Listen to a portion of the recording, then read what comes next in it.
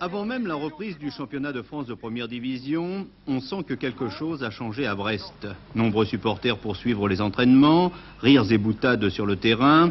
Oui, l'arrivée du Brésilien César et de l'Argentin Braun ont d'ores et déjà modifié le visage et l'esprit du club finistérien. Tout irait pour le mieux dans le meilleur des mondes si ces deux renforts ne suscitaient des jalousies. Braun et César, bienvenus en France, mais pas à Brest. Brest ne fait pas partie en effet de la cour des grands. Alors, plusieurs confrères n'hésitent pas à jeter le discrédit sur le club. Un bi-hebdomadaire spécialisé écrit « Braun et César, un écran de fumée ». Un quotidien du soir annonce que la Ligue nationale refuse l'homologation des deux contrats.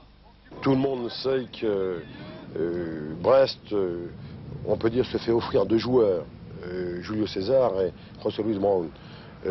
Donc ce n'est pas le contribuable brestois qui décaisse, c'était une opération facile sur le plan financier. Alors la preuve, c'est qu'elle a été réalisée quand même très rapidement, et ce matin nous apprenons que tous les deux sont qualifiés. Ils l'étaient même depuis vendredi soir. Côté joueurs, on se montre pour le moins surpris et agacé. Je crois que c'est un plus pour toute l'équipe. Et quand je vois un petit peu les déclarations qu'il y a eu un peu partout quand on a voulu aux joueurs, je comprends pas très bien. Pour nous, on est une équipe, bon, le plus haut pourra être un championnat, mieux ce sera pour nous. Je crois que ces deux joueurs peuvent nous apporter quelque chose de super. On peut travailler, on va pouvoir travailler vraiment bien maintenant.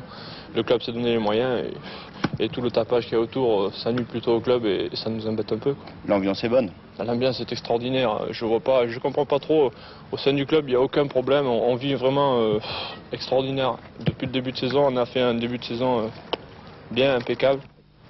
Pour lever toute ambiguïté, il convient également de préciser que les salaires des deux recrues n'ont rien, mais vraiment rien, de comparable avec ceux de certaines stars françaises évoluant dans le championnat. Certitude donc, les lettres de sortie sont bien arrivées. Braun et César feront leur début demain en championnat au Havre, n'en déplaise à certains. Non seulement sur le plan défensif, ils vont nous constituer une assise qu'on n'avait pas jusque-là, mais sur le plan offensif, ils vont en plus apporter énormément.